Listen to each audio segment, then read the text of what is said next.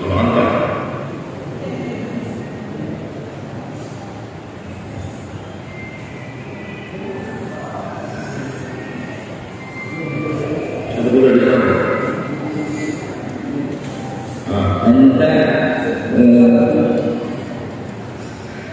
Ya, ya dia. Anda coba jelaskan hubungan ayat ini dengan sebelumnya dan menasabkan dan sahabat Rasul.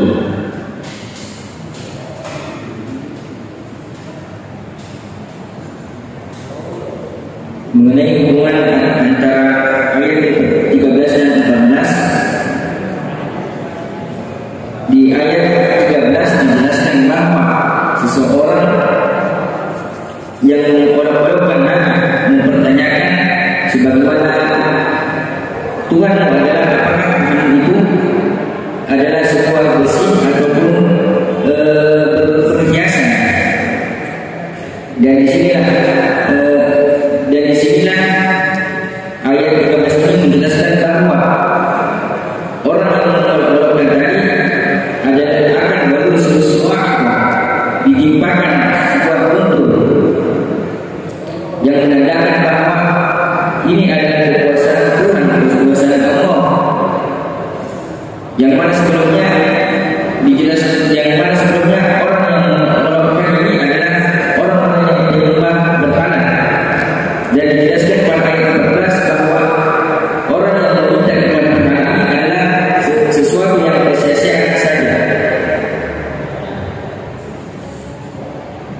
Mengenai asbab nuzulnya pada ayat 13, yaitu yang ada salah seorang musyrikin yang memperolok-olokkan Tuhan yang diserukan oleh Nabi Muhammad.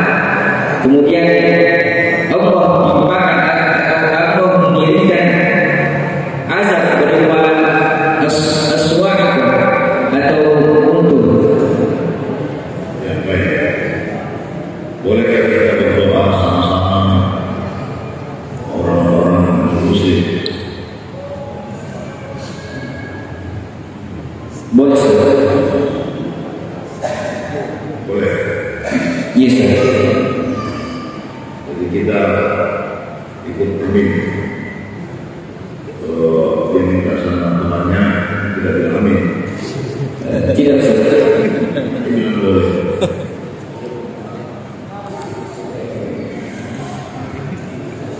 Untuk mendoakan kebaikan, Ustaz, ya, memberi salam Sama-sama. Itu ada buddha, Hindu, Kristen, Muslim, doa sama-sama berjamaah. Boleh. Boleh berjamaah dalam artian berdoa menurut kepercayaan masing-masing. Ya.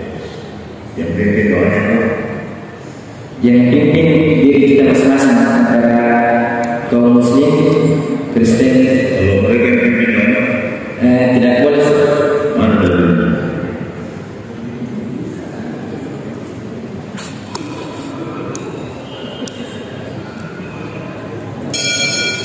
Tidak sedang. Dalilnya memadu al-kafirina illa bidawal. Ya, coba berjamaahkan dan dalilnya. Rumah doa kafirin inna fil benar, dan tidaklah doa orang-orang kafir adalah sia-sia, melainkan kecuali adalah fi dalam kesesatan. Baik, cukup. Barakallahu fiik. Sallallahu